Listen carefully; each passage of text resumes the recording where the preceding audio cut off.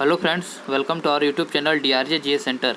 आज 7 मई 2021 है और आज के करंट अफेयर्स के जितने भी इंपॉर्टेंट क्वेश्चन बनने वाले हैं, चाहे वो इंडिया से रिलेटेड हो चाहे वो वर्ल्ड से रिलेटेड हो, सारे इंपॉर्टेंट क्वेश्चन को हम लोग इस वीडियो में डिस्कस करने वाले हैं। साथ ही उनसे रिलेटेड जितने भी इंपॉर्टेंट फैक्ट बनेंगे वो सब भी हम लोग इस वीडियो में कवर करने वाले हैं। तो आप किसी भी कंपटीशन एग्जाम के प्रिपरेशन कर रहे हैं तो ये वीडियो आपको करेंट अफेयर्स के लिए साथ ही स्टैटिक जीके के लिए दोनों पॉइंट ऑफ व्यू से आपके एग्ज़ाम के लिए बहुत ज़्यादा इंपॉर्टेंट होने वाला है। तो ये वीडियो को बिना स्किप किए हुए आप एंड तक ज़रूर देखें। चलिए पहला क्वेश्चन देखते हैं। पहला क्वेश्चन क्या है?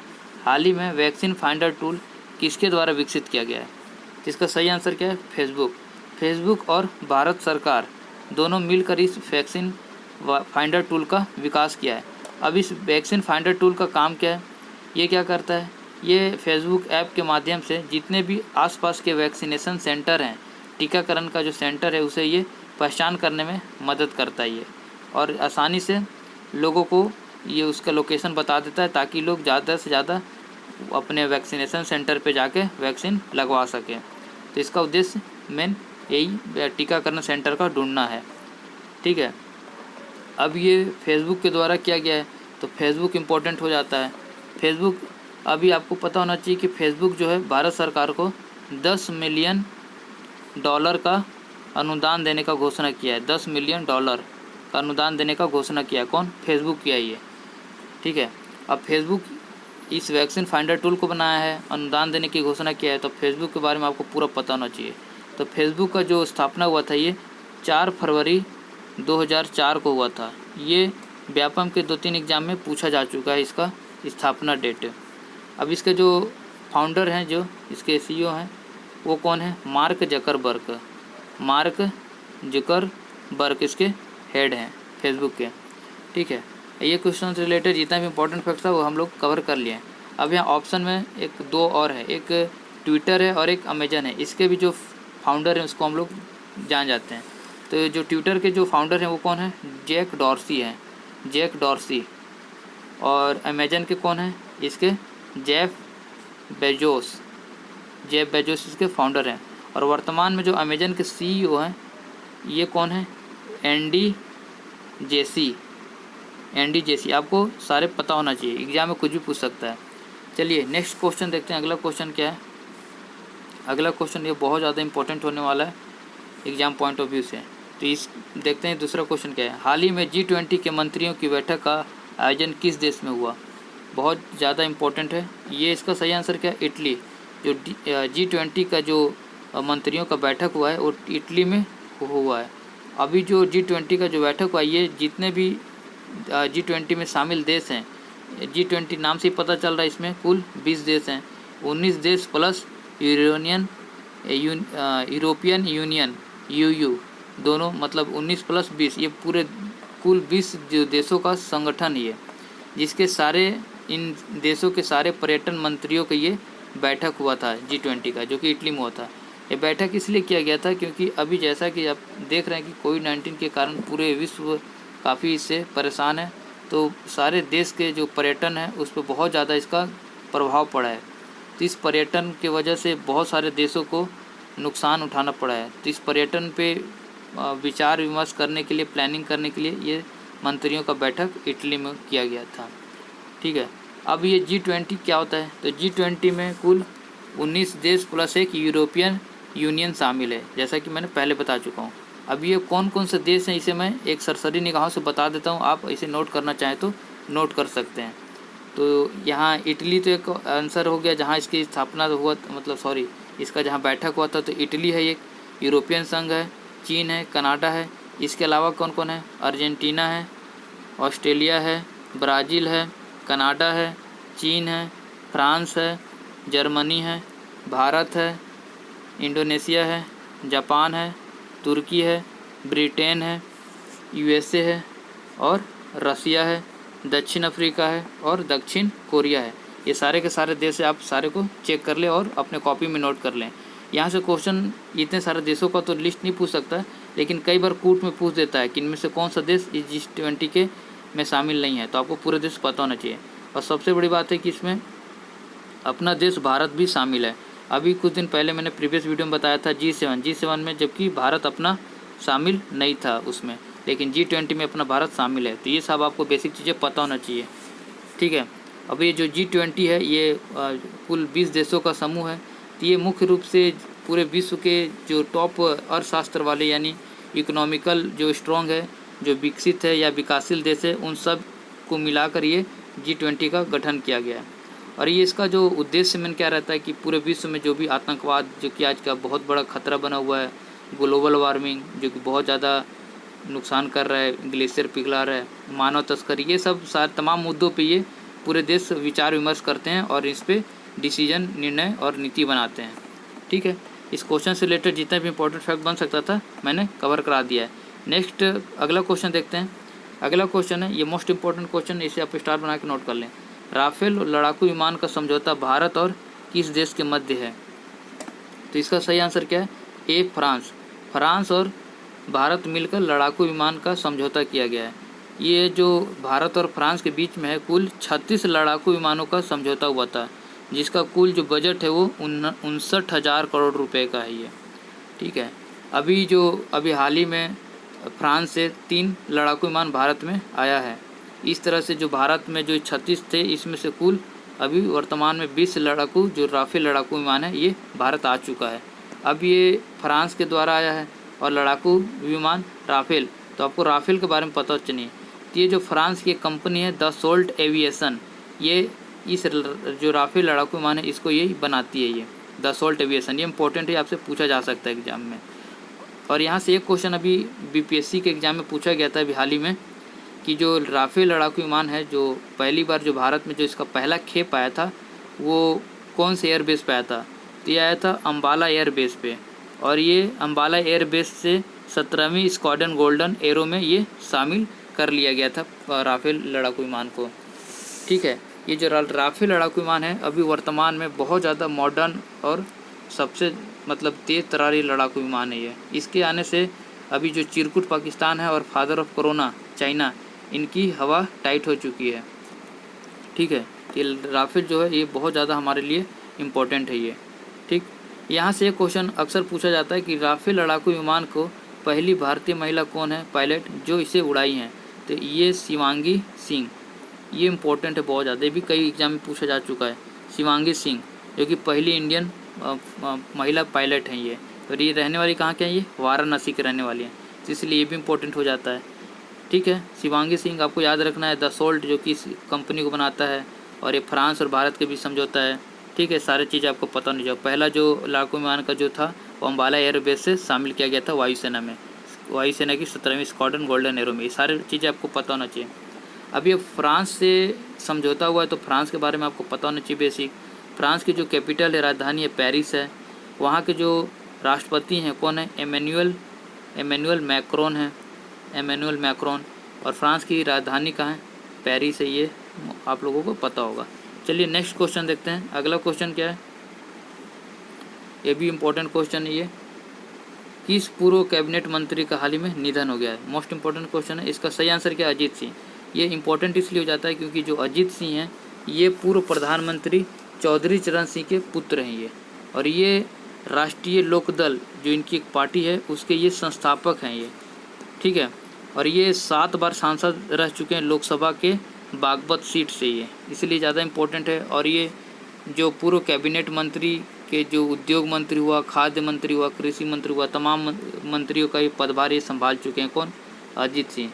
और जब ये मनमोहन सिंह जी जो हमारे प्रधानमंत्री, पूर्व प्रधानमंत्री हैं, उनके कार्यकाल में ये नागरिक उड्डयन का मंत्री, इनको कैबिनेट मंत्री के पद पे थे। तो ये तमाम चीज़ आपको पता होना चाहिए क्योंकि क्वेश्चन बन जाता है यहाँ से। अब अजीत सिंह का जो जन्म हुआ था ये आपको पता होना चाहिए। इनका जो जन्म हुआ था ये 12 फरवरी 1939 को हुआ था, और यूपी के मेरठ से में हुआ था इनका जन्म। यूपी के मेरठ, यानी ये यूपी से बिलोंग करते हैं। तो सारी चीज़ें आपको पता होना चाहिए। नेक्स्ट क्वेश्चन देखते हैं। ये क्वेश्चन भी बहुत ज़्यादा इंपॉर्टेंट है। ये क्वेश्चन भी आपको किसी न किसी एग्जाम में ज़रूर देखने को मिल सकता है। इसका 5वां क्वेश्चन क्या है? आईसीसी टेस्ट चैंपियनशिप का फाइनल मुकाबला किस देश में होने वाला है?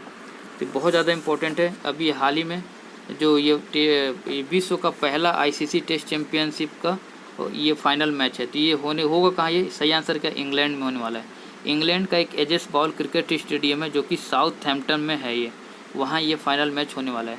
अब ये मैच होने वाला है, फाइनल मैच होने वाला है, तो किसके बीच होने वाला है, तो भारत और न्यूजीलैंड के मध्य होने वाला है, भारत और न्यूजीलैंड के मध्य होने वाला है। क्योंकि ये विश्व का पहला आईसीसी टेस्ट चैम्पियनशिप है तो इसलिए ज़्यादा इम्पोर्टेंट हो जाता है। आपको इसके बारे में सारी चीज़ें पता होनी चाहिए।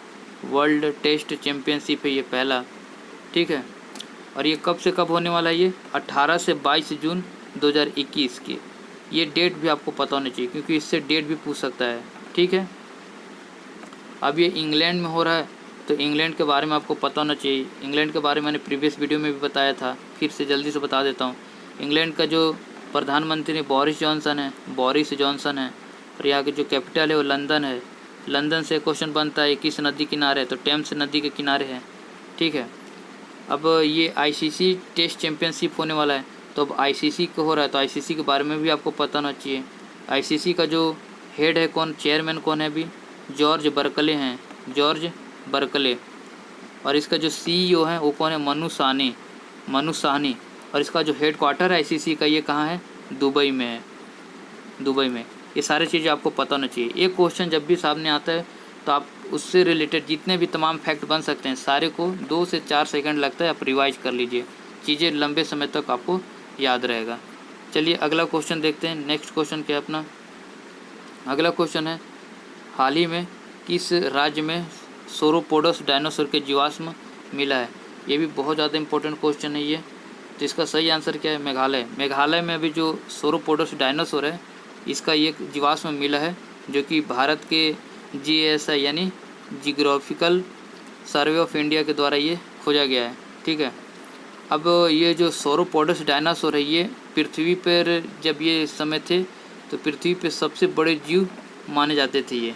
और ये इनकी जो बहुत बड़ा शरीर, बहुत लंबा गर्दन, और इनका जो सर होता था छोटा होता था, और इनके पैर काफ़ी लंबे लंबे खंभे के समान हुआ करते थे। ये बहुत ही भयंकर टाइप के, विशाल टाइप के थे ये लोग। अभी इसका जो जीवाश्म मिला है ये जो जीवाश्म ये 100 मिलियन साल पुराना है। 100 मिलियन यानी 10 करोड़ साल पुराना है ये डायनासोर का जो जीवाश्म मिला है। और इससे पहले मेघालय से पहले ये कहाँ मिल चुका है भारत में, गुजरात में मिल चुका है, MP में मिल चुका है, महाराष्ट्र में मिल चुका है, तमिलनाडु में मिल चुका है।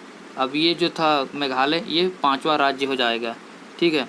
अभी मेघालय में कहाँ मिला ये भी आपको पता होना चाहिए। तो मेघालय में ये जो मिला है मेघालय की खासी हिल्स जिला में मिला है। अच्छा, मेघालय से एक इम्पोर्टेंट फैक्ट बनता है, वहाँ 3 पहाड़ियाँ हैं, गारो, खासी, जयंतिया। तो ये जो खासी वाला है, ये गारो खासी, ये बीच वाला, इसी हिल्स के आसपास ये डायनासोर का वो मिला है, जीवाश्म मिला है। तो ये जो गारो, आपको ये एग्जाम में भी पूछा जाता है कि गारो, खासी, जयंतिया की पहाड़ियाँ किस राज्य में, तो मेघालय में है। अभी खासी से एक और क्वेश्चन बहुत ज़्यादा इंपॉर्टेंट बनता है कि जो खासी हिल्स है ये यहाँ पास एक जगह है मासिन राम। यहाँ थोड़ा सा लिखने में दिक्कत हो रहा है तो आप सुन के से अपने कॉपी में नोट कर लें। मासिन राम एक जगह है जो कि विश्व का सबसे ज़्यादा वर्षा वाला स्थान है ये मासिन राम। यहाँ लगभग वार्षिक जो वर्षा होता है वो 11,500 मिलीलीटर के आसपास होता है वर्षा। तो इस तरह से ये पूरे विश्व में सबसे अधिक वर्षा होने वाला ये क्षेत्र है कौन, मासिन राम है, ठीक है। अब मेघालय में ये जीवाश्म मिला तो मेघालय के बारे में आपको बेसिक तो पता होना चाहिए। तो मेघालय के जो अभी वर्तमान में मुख्यमंत्री कौन है, सी संगमा यानी कॉनराड संगमा हैं। यहाँ के जो गवर्नर है कौन है, सत्यपाल मलिक जी हैं। अब जो सी संगमा है इनकी एक पार्टी है जो कि मैंने प्रीवियस वीडियो में भी बताया था। इनकी पार्टी है नेशनल पीपुल्स पार्टी, जो कि भारत की ये 8वीं राष्ट्रीय पार्टी के रूप में दर्जा मिला है इसे। ये कब मिला था इसे, NPP को 2013 में, नेशनल पीपल्स पार्टी। और इस पार्टी का जो स्थापना कौन किया है, जो PA संगमा, जो कि अभी कॉनराड संगमा के फादर हैं ये। तो ये आपको पता होना चाहिए, भारत की 8वीं राजनीतिक राष्ट्रीय पार्टी है, इसलिए इम्पोर्टेंट हो जाता है ये। तो मेघालय से रिलेटेड जितने भी इंपॉर्टेंट फैक्टर सारे के सारे हम लोगों ने इस क्वेश्चन में डिस्कस कर लिया। अब यहाँ 3 ऑप्शन और है, इसे भी देख लेते हैं। जैसा कि अपन जानते हैं कि ये भारत का पूर्वोत्तर भाग है, यहाँ पास कुल 7 राज्य हैं। 7 राज्य को हम लोग 7 सिस्टर के रूप में जानते हैं। तो यहाँ मेघालय है, यहाँ असम है, यहाँ अरुणाचल प्रदेश है, यहाँ नागालैंड है, यहाँ मिजोरम है, यहाँ मणिपुर है और यहाँ त्रिपुरा है। तो आपको इस 7 के 7 राज्यों को पता होना चाहिए पूर्वोत्तर भारत के, जो कि 7 सिस्टर के रूप में है। यहाँ से क्वेश्चन बन जाता है। चलिए अगला क्वेश्चन देखते हैं। अगला क्वेश्चन क्या है? अगला क्वेश्चन ये मोस्ट इंपॉर्टेंट क्वेश्चन है, उससे रिलेटेड फैक्ट भी इंपॉर्टेंट होने वाला है। विश्व हाथ स्वच्छता दिवस कब मनाया गया है? इसका सही आंसर क्या है? 5 मई। 5 मई को मनाया गया है। आप किसी भी एग्जाम में बैठते हैं तो आपको वहाँ से एक दिवस से क्वेश्चन हमेशा देखने को मिलता है। तो अप्रैल का जितना भी था वो मैंने प्रीवियस वीडियो में करा दिया। अब मई में जो दिवस आएगा सारे हम लोग यहाँ कवर करने वाले हैं। तो 5 मई को तो विश्व हाथ स्वच्छता दिवस मनाया गया है। बाकी के ऑप्शन में क्या क्या मनाया गया मैंने अपने प्रीवियस वीडियो में बनाया। अगर आप रेगुलर देख रहे होंगे तो आपको सारी चीज़ें याद होगी। तो 1 मई को क्या मनाया गया था? अंतर्राष्ट्रीय श्रम दिवस। अंतर्राष्ट्रीय श्रम दिवस मनाया गया था 1 मई को। और 3 मई को क्या मनाया गया था? विश्व प्रेस स्वतंत्रता दिवस। और विश्व प्रेस स्वतंत्रता दिवस से एक और इम्पोर्टेंट फैक्ट क्या था कि भारत का जो विश्व प्रेस स्वतंत्रता सूचकांक है उसमें 142वां रैंक आया था भारत का। ठीक है। अब 4 मई को क्या मनाया गया था? 4 मई को प्रीवियस वीडियो में बताऊँ विश्व अस्थमा दिवस के रूप में मनाया गया था 4 मई। सारी चीज़ आपको पता होना चाहिए। 1 मई को अंतर्राष्ट्रीय श्रम दिवस, 3 मई को विश्व प्रेस स्वतंत्रता दिवस, 4 मई को विश्व अस्थमा दिवस और 5 मई को क्या मनाया गया? विश्व हाथ स्वच्छता दिवस। ठीक। नेक्स्ट क्वेश्चन देखते हैं। अगला क्वेश्चन देखते हैं। अगला क्वेश्चन क्या है? ये क्वेश्चन आप लोगों के लिए, इसका आंसर आप लोग कमेंट बॉक्स में दे। 2 से 4 सेकंड लगेगा आपको आंसर देने में। पश्चिम बंगाल में तीसरी बार मुख्यमंत्री का पदभार किसने ग्रहण किया है? इसका जो भी सही आंसर है उसको कमेंट बॉक्स में दे। और इस वीडियो से रिलेटेड अगर आपको कुछ भी डाउट हो तो आप कमेंट में पूछ सकते हैं, उसे मैं कमेंट में आंसर दे के आपको बता सकता हूँ या अगले वीडियो में उसे बता दूँगा। आई होप कि वीडियो आपको पसंद आया हो। अगर वीडियो आपको पसंद आया हो तो वीडियो को लाइक करें, वीडियो को शेयर करें और चैनल को सब्सक्राइब कर लें ताकि नेक्स्ट जो करंट अफेयर्स का वीडियो आपको आसानी से मिल सके। चलिए मिलते हैं नेक्स्ट वीडियो में, तब तक के लिए जय हिंद।